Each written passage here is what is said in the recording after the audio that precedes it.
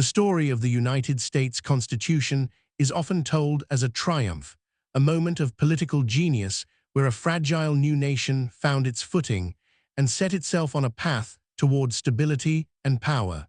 But that version of the story smooths over a far more dangerous reality.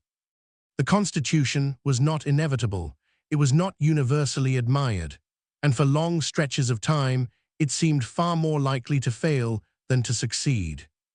To understand just how close the American experiment came to collapse, we have to begin not with the Constitution itself, but with the system it was meant to replace. When the American Revolution ended, the former colonies had won independence from the British Empire, but they had not yet become a single nation in any meaningful sense. They were 13 separate political communities, each jealous of its autonomy, each suspicious of centralized power, and each shaped by its own economy, culture, and interests. The shared memory of British rule loomed large.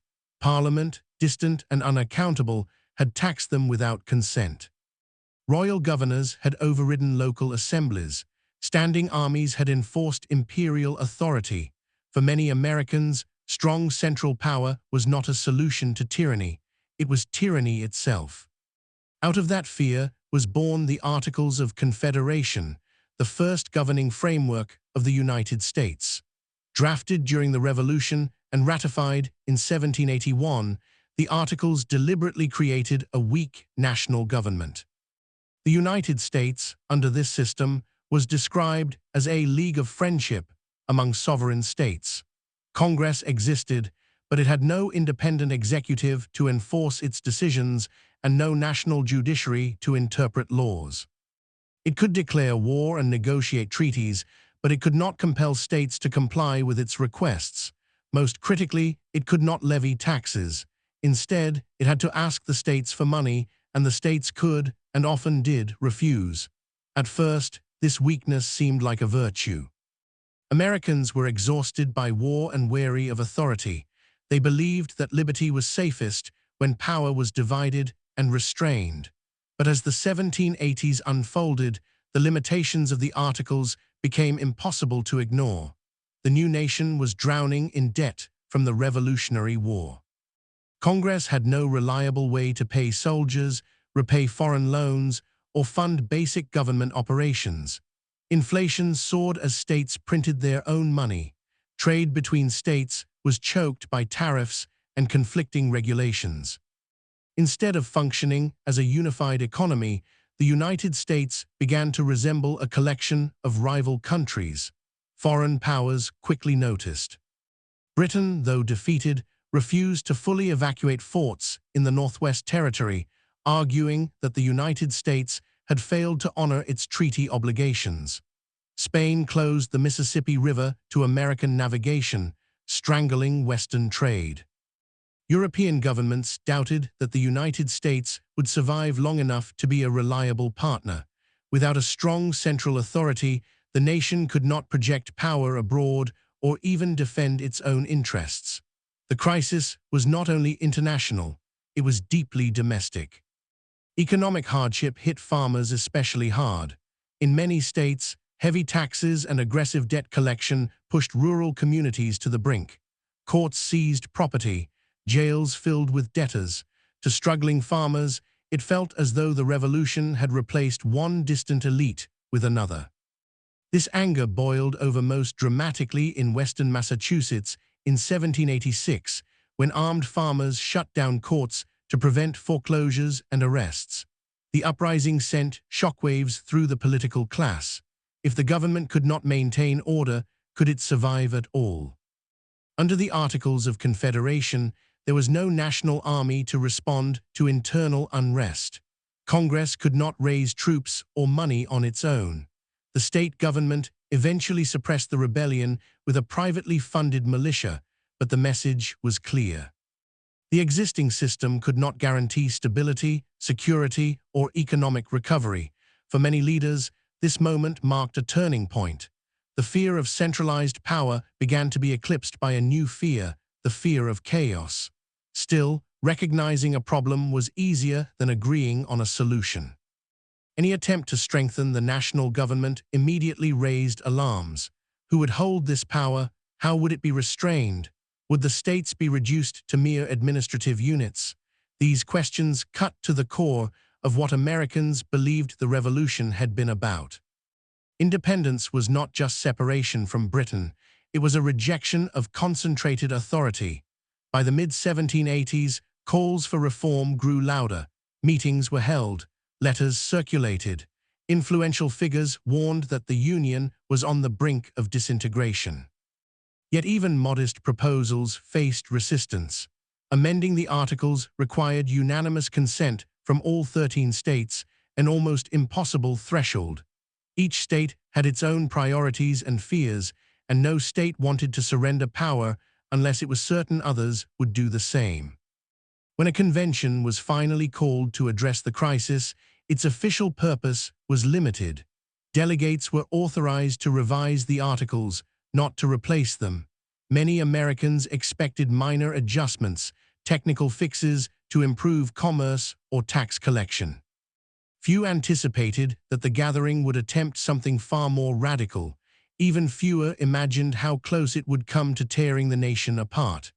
As delegates prepared to travel, the stakes were immense, though not fully understood. If they failed, the consequences were uncertain but ominous. The Union might fracture into regional confederacies. Foreign powers might exploit the divisions. Economic warfare between states could escalate. The Republican experiment, so recently born, might collapse under the weight of its own contradictions.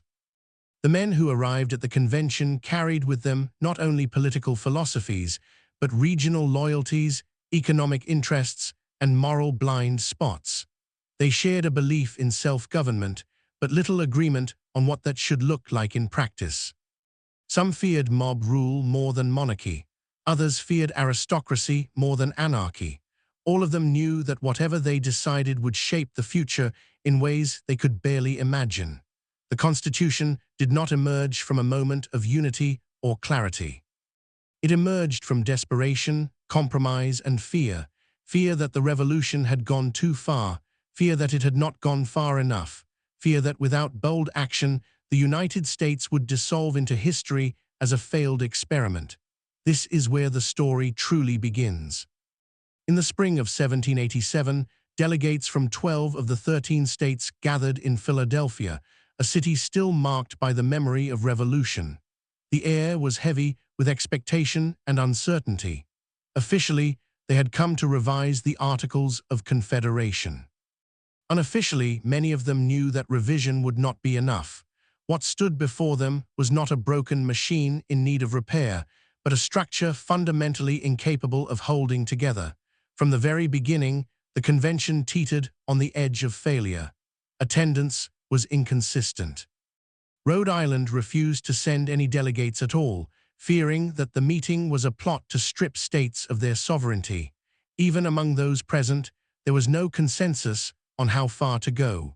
Some delegates believed the national government needed only modest new powers. Others believed the Articles should be scrapped entirely, but proposing to abandon the existing framework was a dangerous idea. The Articles were the only legal bond holding the states together. To go beyond them risked accusations of illegitimacy, or worse, betrayal of the revolution itself. The doors of the meeting hall were closed, the windows shut despite the summer heat. Secrecy was considered essential. Delegates spoke freely only because they believed their words would not immediately reach the public. But secrecy also bred suspicion. Outside the hall, rumors spread. Inside, tempers flared. The men in the room were not united by friendship or trust. Many had clashed before. They carried grudges, rival visions, and conflicting interests. Almost immediately, the convention confronted a question that threatened to derail everything: representation. How should states be represented in the national legislature? Large states argued that representation should be based on population. Smaller states feared this would allow the most populous states to dominate national policy. Under the Articles, each state had one vote, regardless of size. For small states, this was a safeguard against being swallowed by their neighbors. For large states, it was deeply unfair. When a proposal was introduced to create a legislature based on population, the reaction was explosive. Delegates from small states warned that such a system would destroy the Union. Some hinted openly that their states would walk out rather than accept it. The convention stalled. Days passed with no progress. At several points, collapse seemed imminent. What made the debate even more volatile was the realization that representation was not just about political theory. It was about power. States with larger populations tended to have more wealth, more influence, and more ambition. Smaller states feared becoming permanent minorities, unable to protect their interests. The idea of equal sovereignty among states clashed directly with the idea of equal representation among citizens. Both principles could not fully coexist. Compromise eventually emerged, but only after intense and bitter argument. The solution, when it came, was not elegant, it was pragmatic.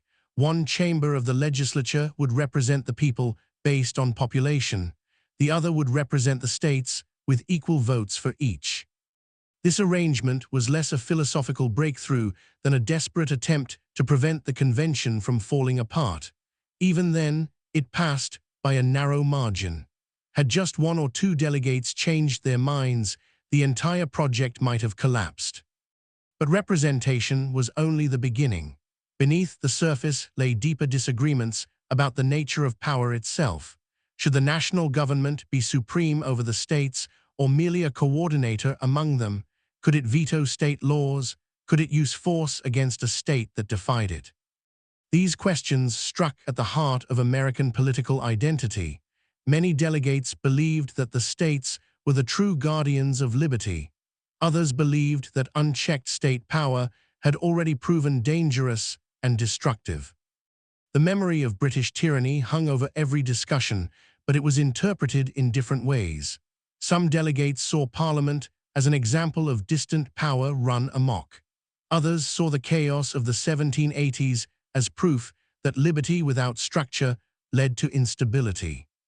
The same revolution produced opposing lessons, and those lessons collided daily in the convention hall. As debates dragged on, alliances shifted. Delegates who agreed on one issue might clash fiercely on another. No faction was completely unified. Personalities mattered, so did exhaustion.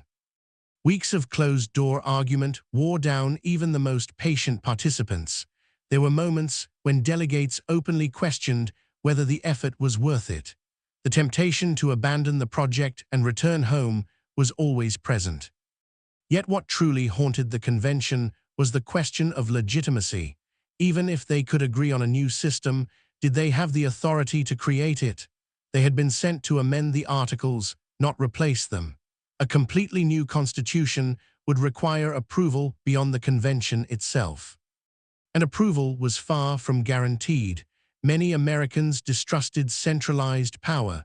Many had benefited from the weaknesses of the articles. Many would see any new framework as a betrayal of revolutionary ideals. This knowledge hung over every compromise. Each concession made to keep the delegates together risked alienating the public later. Each bold assertion of national authority risked rejection by the states. The Constitution, still unwritten in final form, already walked a narrow path between impotence and overreach. And looming over all of this was an issue so explosive that many delegates initially tried to avoid it altogether. An issue that threatened not just the success of the convention, but the moral foundation of the nation itself. Slavery was woven into the economy, politics, and social order of several states. Any attempt to create a national government would have to confront it, but confronting it directly risked shattering the fragile unity that had been so painfully assembled. As the summer wore on, it became increasingly clear that the greatest threats to the Constitution were not external enemies or abstract theories, but the irreconcilable contradictions within the nation itself. And nowhere were those contradictions more stark than in the debates yet to come. Slavery was the subject everyone knew could not be avoided, yet no one wanted to confront head-on. It sat beneath every debate like a fault line, threatening to split the convention apart the moment too much pressure was applied. The delegates were attempting to design a government based on liberty and consent, while simultaneously preserving a system that denied both to hundreds of thousands of people. The contradiction was obvious, and it was deadly. Southern states made their position clear early. Their economies were deeply dependent on enslaved labor, and they would not join any union that threatened that system. Some delegates spoke in moral terms, condemning slavery as incompatible with the principles of the Revolution. Others spoke in coldly pragmatic ones, insisting that without Southern participation, there would be no union at all. The choice, as many framed it, was not between slavery and freedom, but between compromise and collapse. One of the first flashpoints was representation. If representation in the national legislature was to be based on population, a fundamental question arose. Who counted as part of that population? Enslaved people had no political rights, could not vote, and were treated as property under the law. Northern delegates argued that if enslaved people were not citizens, they should not be counted for representation. Southern delegates responded that enslaved people were part of their states' populations and contributed to their wealth. Excluding them, they argued, would unfairly diminish Southern influence. The debate was vicious. Beneath the technical arguments lay a raw struggle for power. Counting enslaved people for representation would give slaveholding states greater influence in the national government. Not counting them would weaken the South's political position. Neither side was willing to yield, and the convention once again edged toward deadlock. The eventual compromise was as disturbing as it was consequential. Enslaved people would be counted as 3/5 of a person for the purposes of representation and taxation. No one pretended this was just or logical. It was a political bargain crafted to keep the convention alive. By reducing human beings to fractions, the delegates exposed the moral cost of their pragmatism. The Constitution, still unfinished, was already stained by the concessions it demanded. But representation was not the only slavery-related issue threatening to derail the process. There was also the question of the slave trade itself. Some delegates wanted the national government to have the power to restrict or abolish the importation of enslaved people. Others warned that such a move would provoke Southern states to abandon the convention entirely. The compromise here was another delay, another deferral. The national government would be barred from interfering with the international slave trade for a fixed period of time. Slavery would not be resolved. It would be postponed. Each of these decisions was made under the shadow of fear. Fear that without compromise, the convention would collapse. Fear that without unity, the United States would fracture. Fear that foreign powers would exploit American weakness. The Constitution was becoming less a statement of ideals and more a series of carefully balanced bargains, each one preventing immediate failure at the cost of future conflict. At the same time, debates over federal versus state power intensified. The delegates were trying to construct a government strong enough to function, yet limited enough to be trusted. The national government needed authority to tax, regulate commerce, and enforce laws. But how far should that authority extend? Could it override state laws? Could it compel obedience from states that resisted? Some delegates argued for a national government with sweeping powers, including the ability to veto state legislation. They believed that state governments had proven irresponsible and short-sighted under the Articles. Others saw such proposals as dangerously close to the centralized tyranny they had fought against only a decade earlier. For them, state sovereignty was not a technical detail. It was the foundation of liberty. These arguments were not abstract. They reflected deep regional differences. Commercial states wanted uniform trade rules. Agricultural states wanted local control. Coastal states worried about foreign relations. Frontier states worried about security and land. Every clause in the proposed constitution became a battleground where these competing priorities clashed. More than once, delegates threatened to leave. More than once, votes were so close that a single absence could have changed the outcome. The constitution did not advance smoothly. It lurched forward in fits and starts, propelled less by agreement than by exhaustion and fear of the alternative. As the summer drew on, the sense of urgency grew. Delegates knew that public patience was limited. They knew that the longer the convention dragged on, the more suspicion it would arouse.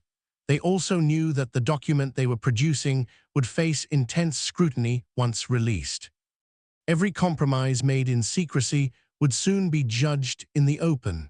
What they could not know was how fragile their creation truly was. The hardest battle still lay ahead. Even if the delegates could agree among themselves, the Constitution would still have to survive the judgment of the people and the states, and that judgment would be anything but unanimous. The convention was not building on solid ground. It was balancing on a narrow ledge, with failure on both sides, and as they prepared to send their work out into the world, it was far from certain that the Constitution would survive the fall. By late summer, the delegates were running out of time, energy, and patience. What had begun as a mission to repair a failing system had become an attempt to invent an entirely new form of government. The Constitution that emerged from the convention was not the product of shared vision, but of accumulated concessions. Nearly every delegate left Philadelphia dissatisfied in some way. Some believed the national government was still too weak. Others believed it was dangerously strong. A few believed it was outright illegitimate, yet they all understood one thing. If this document failed, there might not be another chance. When the final draft was completed, the decision to sign it was itself a gamble. Several delegates refused. They could not, in good conscience, attach their names to a document they believed threatened liberty or compromised moral principles. Those who did sign often did so with reservations. The Constitution was being sent into the world not as a perfect solution, but as a last resort. The convention adjourned, and the real struggle began. Ratification was never guaranteed. The Constitution would not take effect unless it was approved by conventions in 9 of the 13 states.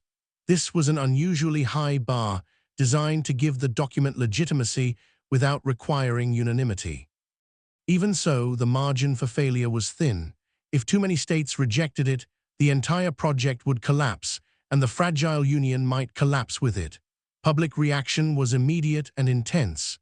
Newspapers filled with essays, pamphlets, and letters arguing for and against the new system. Town meetings erupted into shouting matches. Friends became political enemies. The debate was not confined to elites. Farmers, merchants, artisans, and veterans all weighed in, often passionately. This was not an abstract constitutional discussion. It was a fight over the future of the country. Opponents of the Constitution, soon labeled anti-federalists, argued that the document betrayed the revolution. They warned that a powerful national government would inevitably become tyrannical. They pointed to the absence of a Bill of Rights as proof that individual liberties were not adequately protected. Where were the guarantees of free speech, religious liberty, and fair trials? Why should Americans trust a government that asked for obedience before offering safeguards? Supporters of the Constitution responded with urgency. They argued that the existing system was already failing, that liberty could not survive in a state of disorder and weakness. They insisted that the Constitution's system of checks and balances would prevent tyranny. Power was divided, they said, not concentrated. The national government was strong, but not unchecked. Without this framework, they warned, the Union would dissolve, and the revolution's gains would be lost. The arguments were sophisticated, but they were also deeply emotional. Fear was everywhere. Fear of centralized power, fear of anarchy, fear of economic collapse, fear of foreign domination. Each side accused the other of endangering the republic. Each side believed the stakes could not be higher. Nowhere was the outcome more uncertain than in the large, influential states. Victory in small states mattered, but without support from key population centers, the Constitution would lack credibility. In several states, ratification conventions were bitterly divided. Votes were delayed. Delegates changed sides under pressure from their constituents. Rumors spread that rejection in one major state would trigger rejection in others. The absence of a Bill of Rights became the single most dangerous flaw in the Constitution. Many Americans believed that without explicit protections, the new government could trample freedoms just as the British had. Supporters of the Constitution faced a dilemma. Amending the document before ratification risked reopening every compromise made in Philadelphia, but refusing to address the concern risked defeat. The solution was another gamble. Supporters promised that once the Constitution was ratified, amendments protecting individual rights would be added. This assurance was not binding. It relied on trust, the very thing many opponents lacked. Yet without that promise, ratification might have failed in multiple states. As conventions met and votes were cast, the tension was palpable. In some states, ratification passed by only a handful of votes. A single speech, a single absence, a single change of heart could have altered history. The Constitution survived not by overwhelming support, but by narrow margins and strategic assurances. Even after the ninth state approved the document, uncertainty remained. Several major states had not yet ratified. A union without them would be fractured and unstable. The new government existed on paper, but its legitimacy was still contested. The danger of collapse had not passed, it had merely changed form. The Constitution had survived the convention. It had survived the first wave of public scrutiny. But it had not yet proven that it could survive in practice. And many Americans were still waiting to see whether the new system would fulfill its promises or confirm their worst fears. As the ratification process continued, the nation lived in a prolonged state of suspense. The Constitution existed in a strange limbo, neither fully accepted nor fully rejected. Supporters spoke as if its adoption were inevitable, but behind closed doors, many feared how easily the momentum could reverse. Every state convention felt like a potential breaking point, and the psychological pressure was immense. In states where opposition ran deep, ratification debates stretched on for weeks. Delegates dissected every clause, sometimes line by line, searching for hidden dangers. They imagined worst-case scenarios: a standing army used to suppress dissent, federal courts overriding local juries, taxes imposed by distant officials with no understanding of local conditions. These fears were not abstract. They were grounded in lived experience under British rule and reinforced by the very secrecy of the Constitutional Convention itself. Anti-federalists argued that the Constitution inverted the proper relationship between the people and the government. Instead of a government deriving narrowly defined powers from the states and the people, they saw a system that assumed broad authority and dared citizens to restrain it later. They warned that once power was centralized, it would never voluntarily give itself up. History, they argued, offered no examples of governments growing weaker over time. Federalists countered by emphasizing the fragility of the moment. The Articles of Confederation were not merely flawed, they said, they were collapsing in real time. Creditors distrusted the United States. Trade stagnated. States ignored national decisions whenever it suited them. Without a functioning government, liberty itself was at risk. They reframed the debate, insisting that the true threat was not tyranny, but disintegration. The Constitution's supporters also leaned heavily on the idea of balance. No single branch of government, they argued, could dominate the others. Ambition would check ambition. This theory was elegant, but untested. Critics pointed out that paper barriers meant little without a culture of restraint. What would happen, they asked, if those in power simply ignored constitutional limits? In several conventions, ratification hung by a thread. Delegates proposed conditional approval, demands for amendments, or outright rejection. The Federalists resisted anything that would fracture the document or create multiple versions of the Constitution. Uniformity, they argued, was essential, but uniformity came at a cost. Each refusal to compromise hardened opposition and pushed undecided delegates toward rejection. Outside the convention halls, public pressure mounted. Newspapers published fiery essays, pamphlets were read aloud in taverns, sermons addressed the Constitution from the pulpit. The debate seeped into everyday life. It was not uncommon for neighbors to stop speaking to one another or for families to split along political lines. The Revolution had united Americans against a common enemy. The Constitution divided them over what kind of nation they wanted to become. Even victories were fragile. When a state voted to ratify, celebrations were often muted, tempered by the knowledge that rejection elsewhere could still doom the entire project. Supporters watched anxiously as each new convention convened. The arithmetic was unforgiving. Lose too many states, especially large ones, and the new government would be born crippled or not born at all. The promise of amendments gradually became the Constitution's lifeline. In state after state, Federalists reassured skeptical delegates that the document was not the final word. It could be improved, rights could be enumerated, abuses could be corrected. This argument transformed the Constitution from a rigid blueprint into a living framework, but it also raised a troubling question. If the Constitution required immediate fixes to be acceptable, was it truly ready to govern?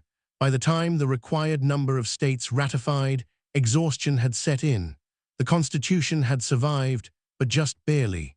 It had not won the argument so much as outlasted it. And even then, the danger was not over. A government on paper is one thing. A government in motion is another entirely. The first elections, the establishment of federal courts, the transfer of authority from the old Congress to the new one, all of it had to proceed without igniting fresh resistance. Skeptics watched closely, waiting for proof that their fears were justified. Supporters held their breath, hoping that the system would function as promised. The Constitution had crossed one threshold, but it still stood on uncertain ground. The question was no longer whether it would be adopted, but whether it could survive the reality of governing a divided and distrustful nation. The transition from theory to reality was one of the most dangerous moments in the Constitution's history. Writing a framework was difficult enough. Making it work in practice, under the watchful eyes of skeptics and opponents, was an entirely different challenge. The new government had to prove itself quickly, not with grand ideals, but with stability, restraint, and competence. One of the first tests was simply taking power without violence. The old system did not dramatically collapse or get overthrown. It faded out, replaced by something new. That peaceful transfer was remarkable, but it was also fragile. Many Americans still doubted whether the new national government had the right to command their loyalty. Some states complied cautiously, others reluctantly. Trust was thin, and mistakes would not be forgiven.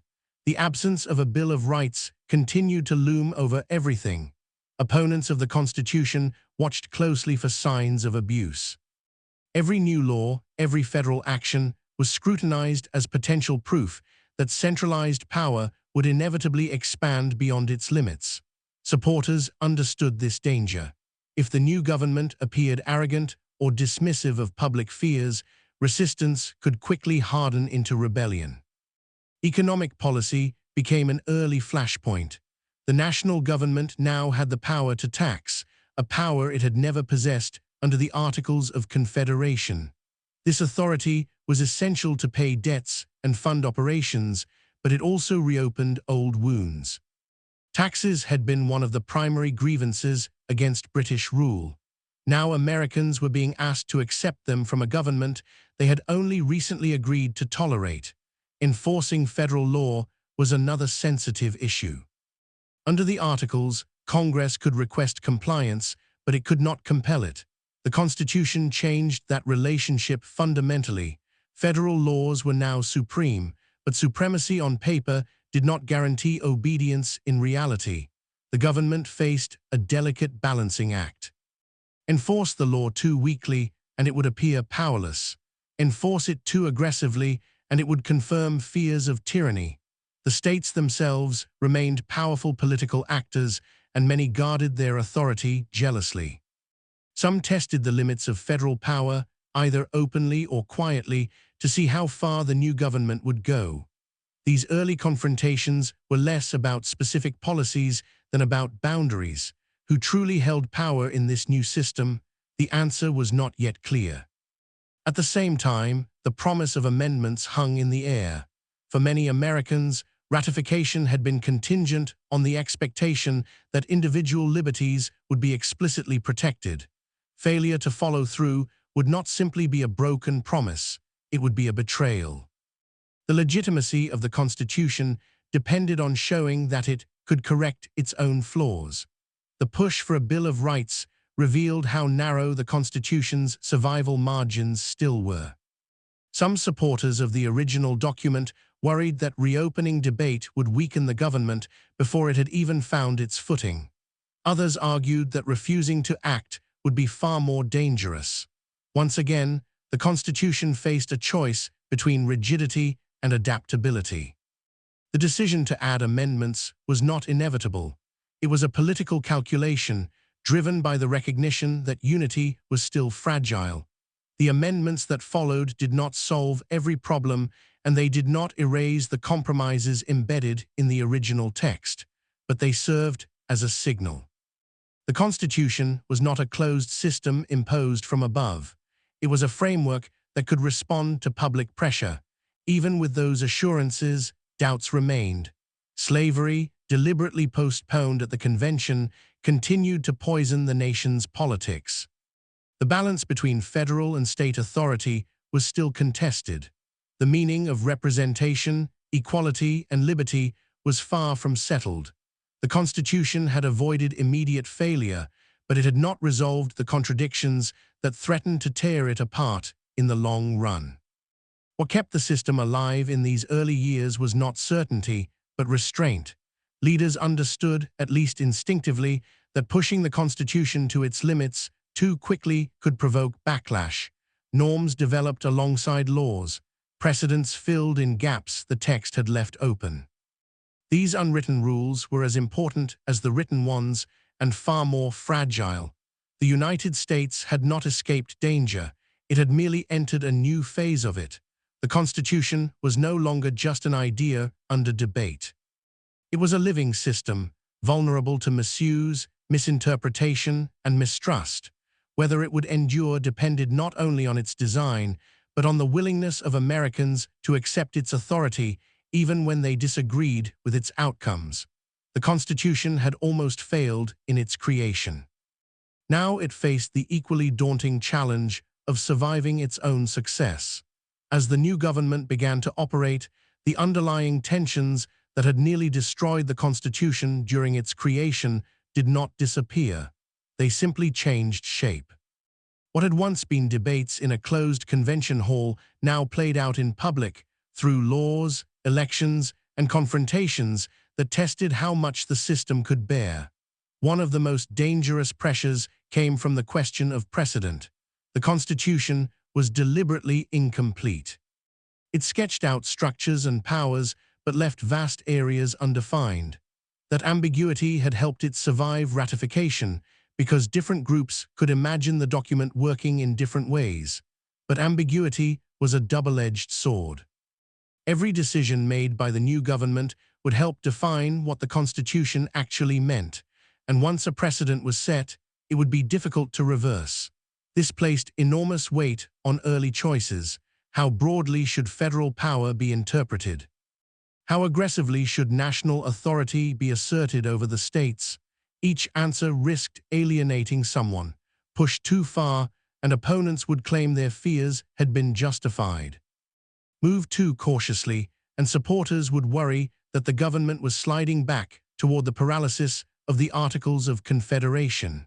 Economic policy continued to expose these fault lines. Efforts to stabilize the nation's finances required measures that many Americans found deeply unsettling. Centralized financial authority, long-term debt, and federal involvement in state economies all ran counter to the instincts of those who equated liberty with local control. To critics, these policies looked like the first steps toward an entrenched elite. To supporters, they were necessary tools to ensure national survival. Resistance did not remain theoretical. In several regions, opposition to federal authority took concrete form. Protests erupted, petitions circulated. Some Americans openly questioned whether the new government had the right to enforce laws they believed were unjust. These moments were especially dangerous because they echoed the very grievances that had fueled the revolution itself. A government born of rebellion now faced rebellion in its own name. The response to dissent became a defining test. If the government failed to act, it risked appearing weak and inviting further defiance. If it acted too forcefully, it risked validating fears of tyranny. Every enforcement decision carried symbolic weight. The Constitution's survival depended not just on outcomes, but on perceptions. At the same time, political divisions hardened into organized opposition. What had once been loose alignments of opinion began to solidify into factions. These factions disagreed not only on policy, but on the meaning of the Constitution itself. Was it a flexible framework that could evolve over time, or a fixed contract whose original understanding must be preserved? The answer to that question shaped how Americans understood legitimacy and authority. The emergence of factions alarmed many who had hoped the new system would transcend partisan conflict.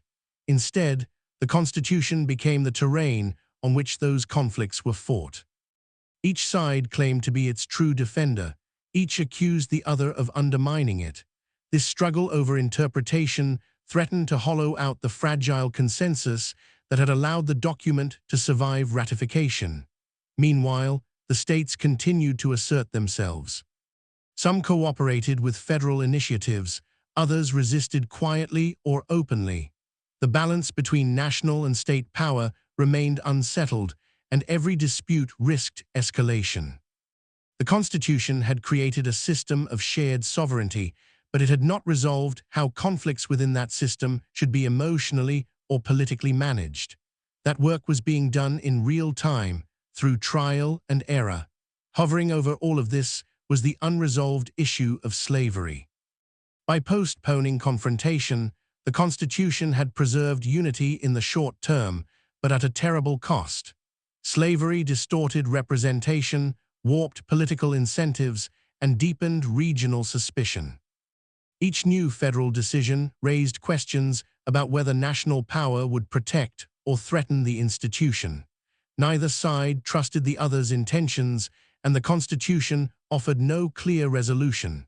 In this environment, the possibility of constitutional failure did not vanish. It receded, then surged again, then receded once more. The danger was no longer that the document would be rejected outright, but that it would be undermined from within. A constitution ignored, manipulated, or stripped of legitimacy could fail just as completely as one never adopted. What preserved it through these years was not universal agreement, but a grudging acceptance of the rules of the game. Elections were held, power changed hands, defeated factions complained bitterly, but for the most part, they complied. This compliance was not guaranteed by the text of the Constitution alone.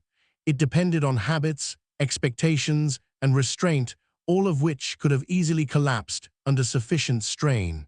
The Constitution had been designed to channel conflict, not eliminate it. Whether it could do so indefinitely was still an open question. Each crisis tested whether Americans would continue to see the system as legitimate, even when it produced outcomes they despised. Failure was no longer a single dramatic event. It was a constant possibility, lurking in every dispute over power, policy, and principle. The document that had nearly failed at its birth now lived a precarious life, sustained by fragile norms and contested meanings. Its survival was not assured by its brilliance, but by the willingness of a divided people to keep testing its limits without finally breaking them. As the years passed, the Constitution's greatest vulnerability became increasingly clear. It had been built to manage disagreement, but it had not been built to resolve moral contradictions, and none was greater or more corrosive than slavery. What had once been a postponed issue hardened into a permanent fracture line, running through every institution the Constitution created. Each new state added to the Union reopened old wounds. Would it permit slavery or prohibit it? How would its population affect the balance of power? The Constitution's compromises, once seen as temporary expedients, now shaped the nation's political future in concrete and unsettling ways. Decisions that were supposed to be technical became existential. Every shift in balance threatened to tip the system into crisis. The federal structure itself amplified these tensions. Because power was divided between national and state governments, conflicts over slavery were rarely contained. State laws clashed with national expectations. Regional identities hardened. Suspicion replaced trust.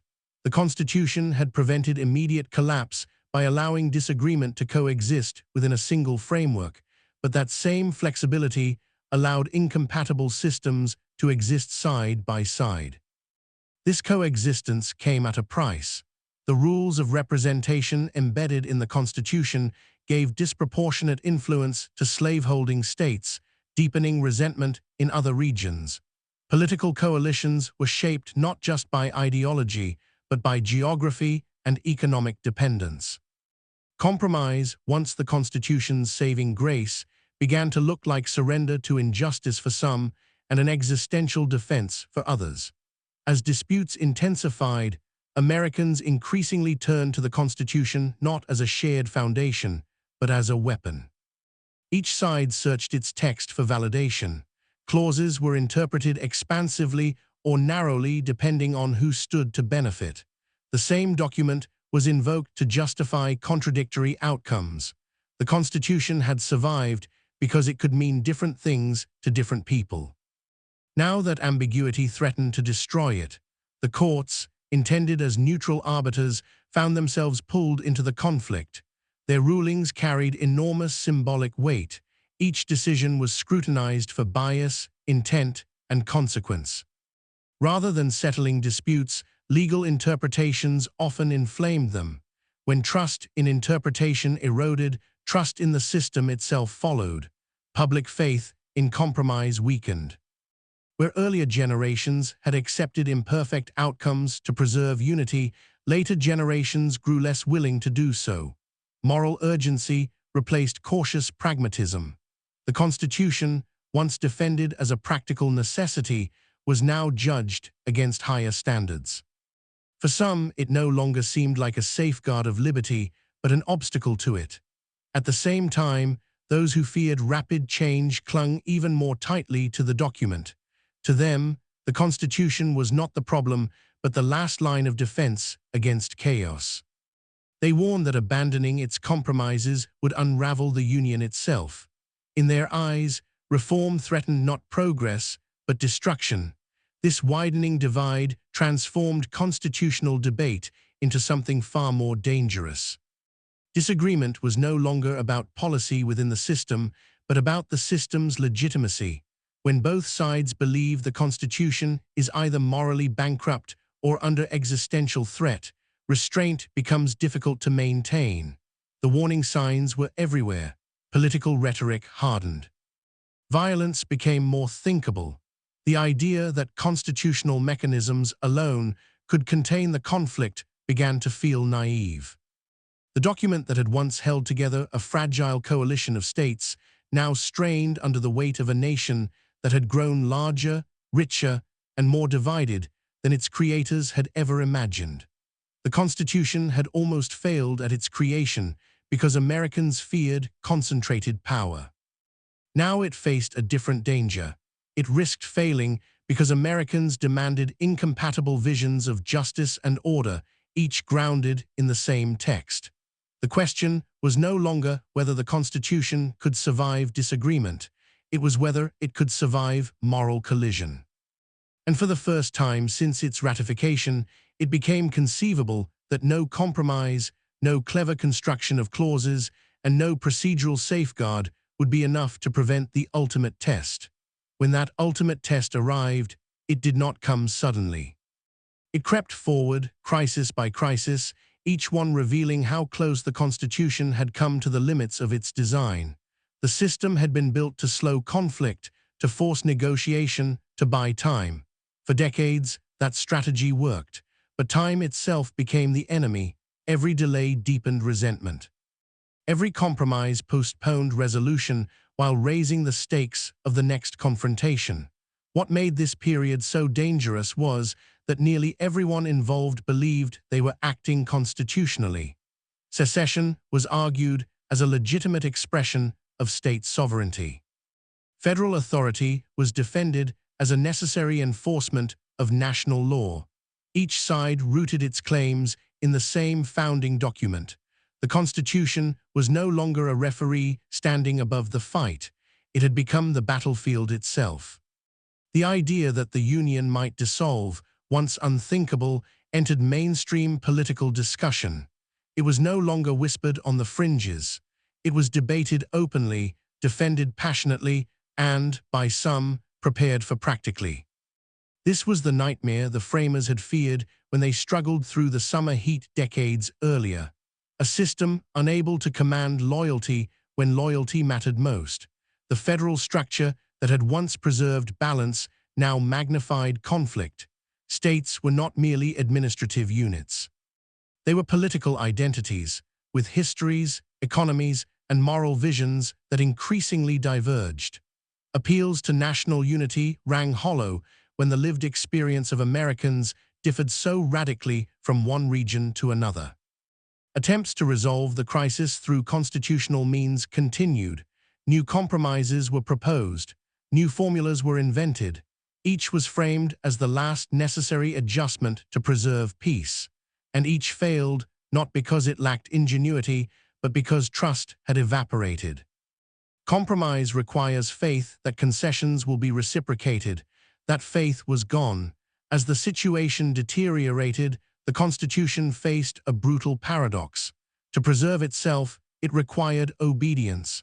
But to demand obedience, it needed legitimacy. And legitimacy depends on consent.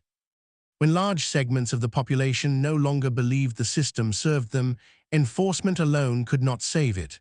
Violence, once a distant possibility, became unavoidable. When force replaced debate, the Constitution's authority was tested in the most direct way imaginable. Could a document restrain a nation at war with itself? Could rules designed for peaceful disagreement survive organized bloodshed? In that moment, the Constitution nearly failed in the most literal sense. The union it was meant to bind together fractured. The system of compromise collapsed. The very idea of a shared political future was called into question. For years, it was unclear whether the constitutional experiment would survive at all. What ultimately preserved it was not the elegance of its clauses or the foresight of its designers. It was endurance. The willingness, after unimaginable cost, to return to constitutional governance rather than abandon it entirely. Even then, survival came with transformation. The Constitution that emerged was not the same one that had entered the crisis. Amendments reshaped its meaning. Power shifted. Assumptions that had once been taken for granted were discarded.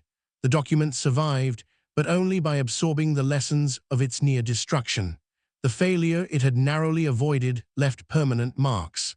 This was the deepest proof that the Constitution had never been a finished product. It was not a solution that ended history's conflicts. It was a framework that could break, bend, and, under the right conditions, be rebuilt. That resilience was not guaranteed. It was earned at a terrible price. The Constitution had come closer to failure than most nations ever allow themselves to admit. And its survival raised a new, unsettling question. If it could nearly collapse once, under pressures its creators only dimly anticipated, could it happen again? After the crisis had passed, there was a powerful temptation to rewrite the story, to present the Constitution as having endured exactly as intended, as though the system had always contained the answers within itself. But that narrative obscured the truth. The Constitution survived not because it was flawless, but because Americans were forced to confront just how close it had come to total failure. In the aftermath, constitutional faith was rebuilt cautiously. The nation had learned that written rules alone could not guarantee stability or justice. They required interpretation, enforcement, and, most importantly, collective commitment. The Constitution was no longer viewed merely as an elegant design crafted by brilliant minds. It was seen as something more fragile and more human, dependent on choices made long after its authors were gone.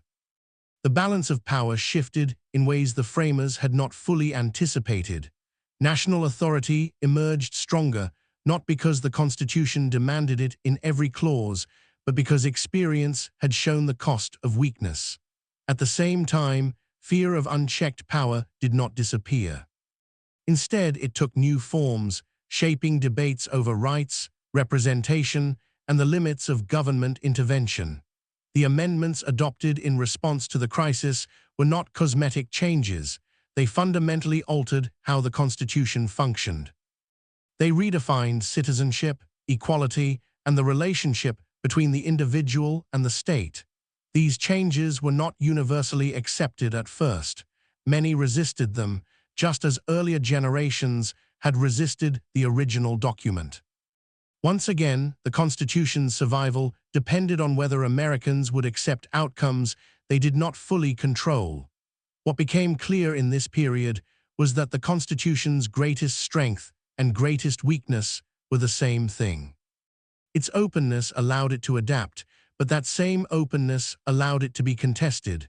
Every generation inherited not a settled system, but an argument. The meaning of the Constitution was not fixed in time. It was negotiated continuously through law, politics, and sometimes conflict. This realization unsettled those who wanted certainty. A constitution that could change might also unravel. If meaning depended on interpretation, what stopped any group from reshaping it to serve its own ends? The fear that had haunted the founding generation returned in a new form. Not fear of monarchy, but fear of erosion. Slow, incremental loss of principle under the cover of legality. Yet rigidity carried its own dangers.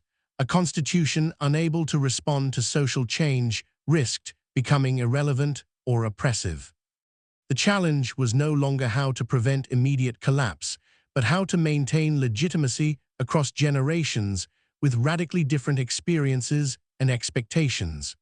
The survival of the Constitution became less about survival from crisis and more about survival through continuity. What the near failure revealed most starkly was that the Constitution could not save the nation from itself. It could channel conflict, but it could not eliminate it. It could create mechanisms for change, but it could not guarantee wisdom in their use. Responsibility ultimately rested not in parchment, but in people. The story of how the Constitution almost failed is not a story of weakness. It is a story of limits. Limits of design, limits of foresight, limits of compromise.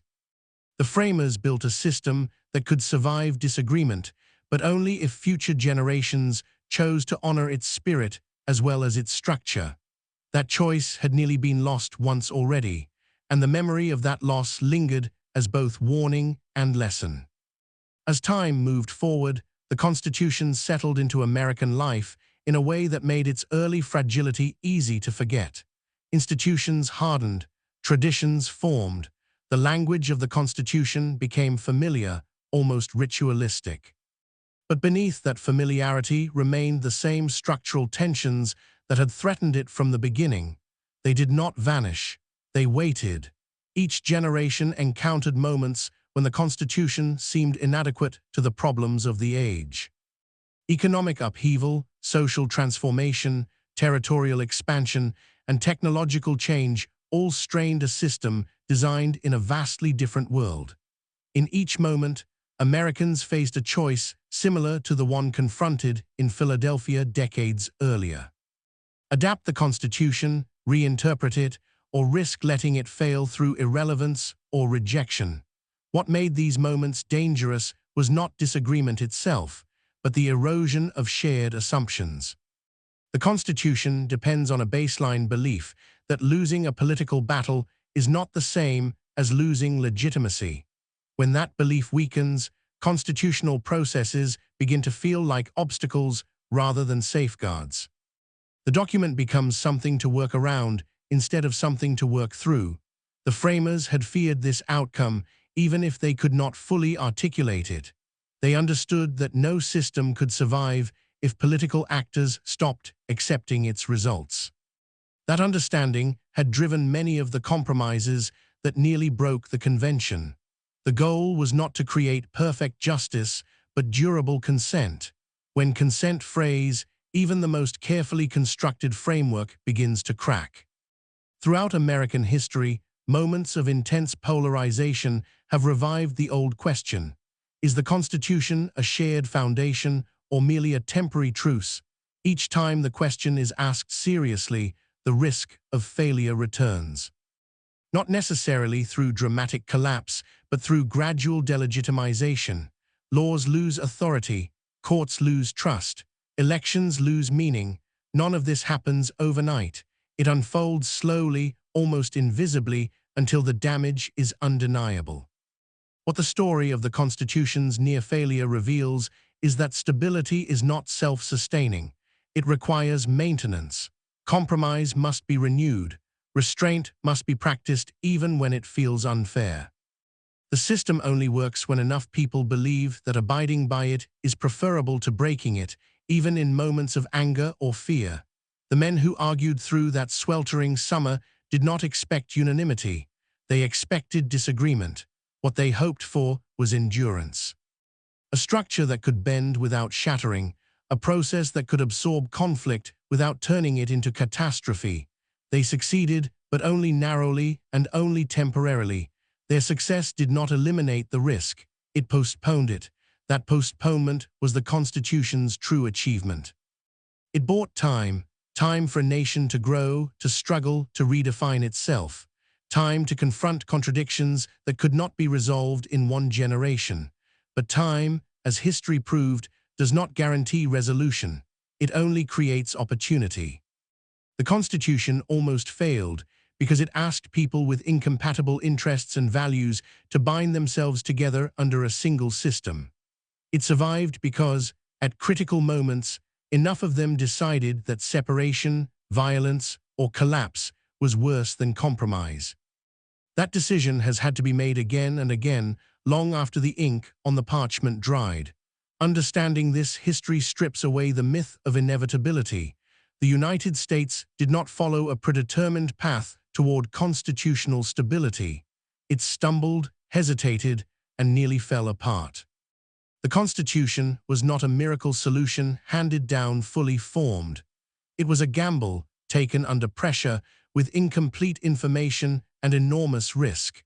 And like any gamble, it required continuous reaffirmation. Each generation inherits not just the document, but the responsibility that nearly overwhelmed its creators. The responsibility to decide once more whether the system is worth preserving when it is most frustrating, most imperfect, and most contested. That is where the story leads, not to a triumphant conclusion, but to an open-ended warning. The history of how the Constitution almost failed is ultimately a story about contingency, about how close the United States came, again and again, to choosing a different path or to having no path at all. It is tempting to view the Constitution as an anchor, something solid and immovable that steadied the nation through storms. But in truth, it has always been more like a bridge, held up by tension, balance, and constant repair. From the collapse of the Articles of Confederation to the bitter arguments in Philadelphia, from the moral compromises over slavery to the knife-edge votes of ratification, the Constitution survived its birth only because failure seemed even more frightening than risk. That calculation was not noble or pure, it was human. It reflected fear, ambition, exhaustion, and hope in equal measure. What makes this history unsettling is how familiar it feels. The same questions that haunted the founding generation never fully went away. How much power is too much? Who gets represented, and how? When does compromise preserve unity, and when does it preserve injustice? Can a system designed to balance competing interests survive when those interests no longer recognize one another as legitimate? The Constitution was never meant to eliminate these questions. It was meant to contain them, to force them into forums where arguments could replace violence and procedures could replace force. That containment nearly failed at the beginning. It nearly failed later. And it can fail again, not because the document changes, but because the willingness to operate within it does. The lesson of near failure is not that the Constitution is weak. It is that it is conditional. It works only when enough people agree to be bound by outcomes they dislike, trusting that the system will give them another chance tomorrow. That trust is fragile.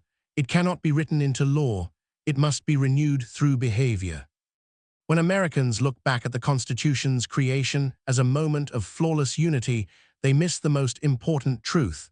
Unity was never the starting point. It was the objective, and even then, it was incomplete. The Constitution did not resolve the nation's deepest conflicts. It postponed them, sometimes at horrific cost. That postponement allowed the United States to exist at all.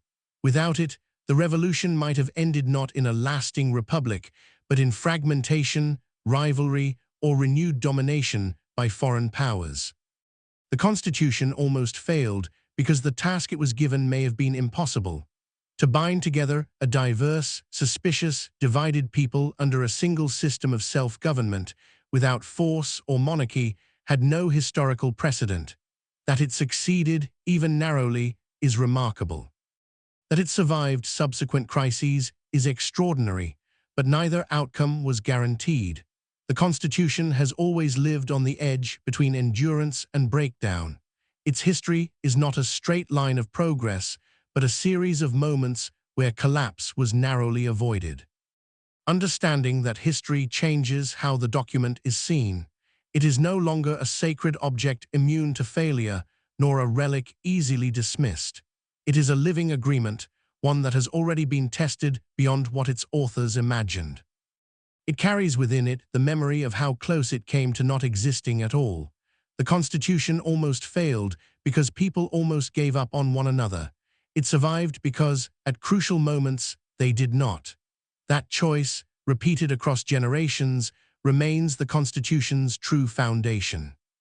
Not ink, not parchment, but the ongoing decision to hold the system together even when it feels easier to let it fall apart. And that is the unfinished history.